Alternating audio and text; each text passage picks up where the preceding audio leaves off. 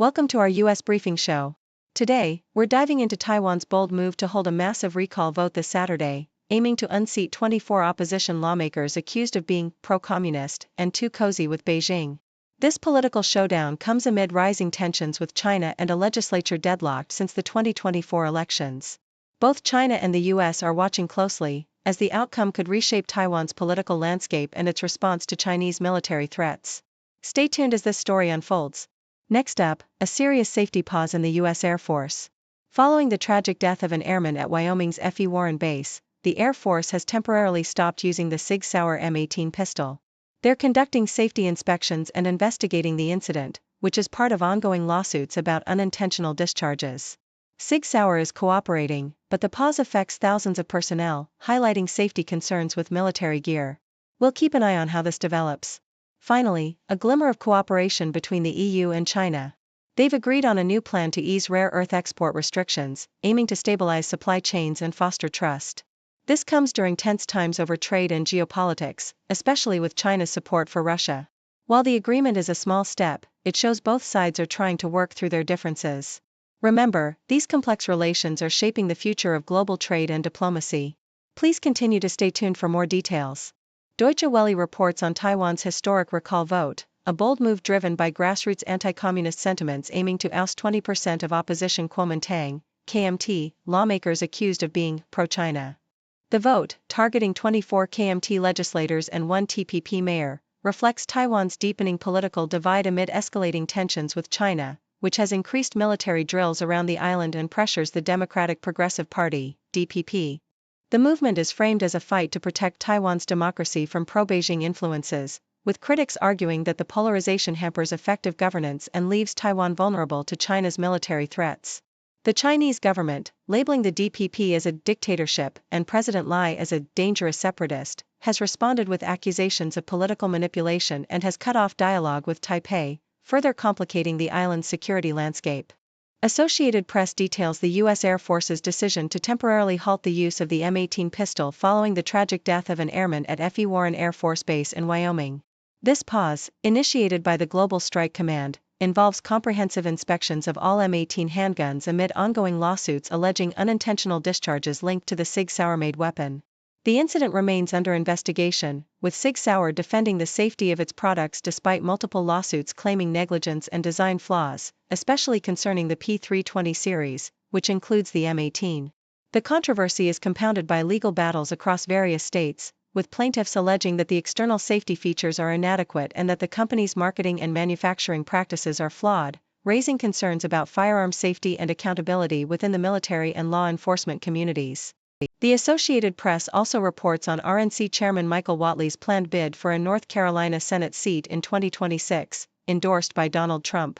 With Senator Thom Tillis opting out of a third term, the race is seen as a crucial opportunity for Democrats to flip the seat in a state that Trump narrowly carried in 2024.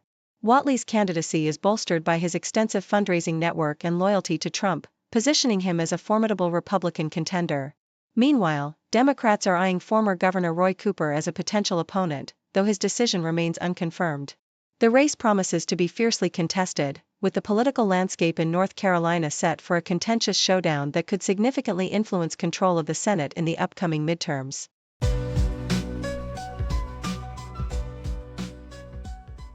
The Associated Press reports that United Health Group, the largest provider of Medicare Advantage plans in the United States, is currently under federal investigation by the Department of Justice. The company has acknowledged the investigation and stated that it is cooperating fully with both civil and criminal inquiries. This development has caused a slight decline in United Health stock price, which fell 2% after the announcement. The investigation reportedly stems from concerns over how United Health records diagnoses to secure additional payments for its Medicare Advantage plans, a critical part of its business that serves over 8 million Americans. Despite the scrutiny, United Health maintains a history of responsible conduct and effective compliance, but recent media reports and the tragic death of CEO Brian Thompson have added to the company's challenges.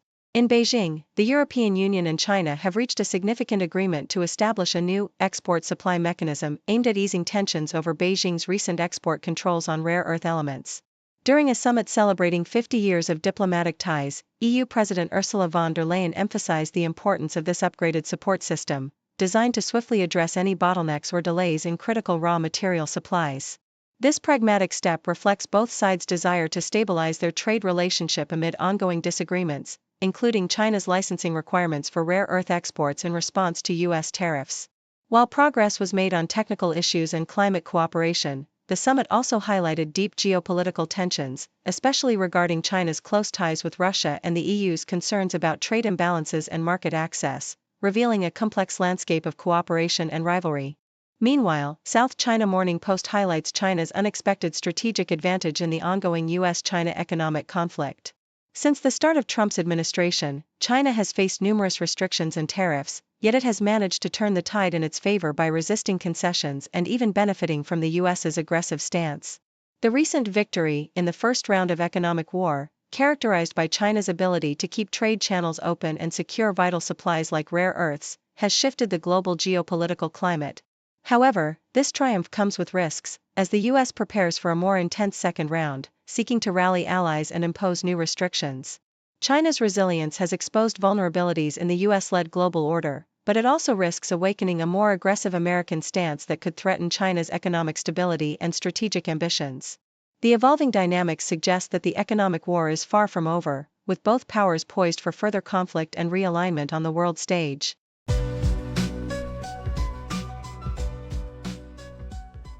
Deutsche Welle reports a groundbreaking yet non-binding decision by the International Court of Justice, declaring that protecting the environment is a fundamental human right and establishing legal obligations for countries to combat climate change.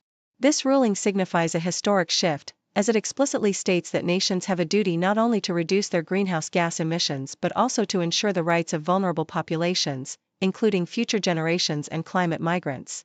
The decision opens the door for impacted communities, especially those in small island nations like Tuvalu and Vanuatu, to seek reparations from high-emitting countries such as the US, China, and European nations, for past damages caused by pollution. Climate advocates see this as a potent legal tool, marking a turning point in climate litigation, and emphasizing that the world's biggest polluters must be held accountable for their historical emissions and ongoing contributions to the climate crisis. The ICJ's stance underscores the urgency of global cooperation, highlighting that climate change poses an existential threat that demands immediate and ambitious action, with the court emphasizing the importance of legal accountability and justice for those most affected. Associated Press discusses the potential merger between Union Pacific and Norfolk Southern, which would create a coast-to-coast railroad network in the United States, spanning from the east to west coast. This proposed deal, confirmed after weeks of speculation, would unite the largest and smallest of the 6 major freight railroads, raising questions about regulatory approval amid a history of industry consolidation causing rail traffic snarls.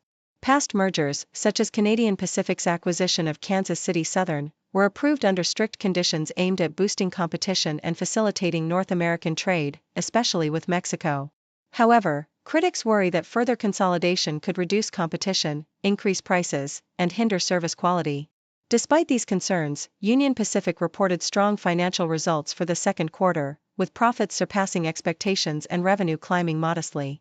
The merger's approval hinges on proving it will serve the public interest and enhance competition under existing regulatory rules, which were tightened after earlier industry consolidations. The potential union signals a significant shift in U.S. freight logistics, with industry leaders and regulators closely watching how this move could reshape the landscape of American rail transportation. Thank you for tuning in. The content above showcases the latest briefing reports and analytical synopses, thoughtfully curated by the Sig Sauer team. These insights stem from a wide array of reputable media outlets, think tanks, government sources, and specialized experts worldwide. We encourage you to explore these sources for a comprehensive perspective. Keep in mind that while the content may not always align with the official standpoint of Sig Sauer Brief, it's not meant to be taken as absolute directives for decision-making. Comprising seasoned media professionals, learned scholars, and accomplished scientists, the Sig Sauer team embodies a trailblazing, fully independent media entity. To customize Sig Sauer Brief to meet your professional needs, you have the option to subscribe to a diverse array of briefings on our website, sigstaubrief.com. Regardless of your location, you can conveniently receive Sig Sauer Brief via email.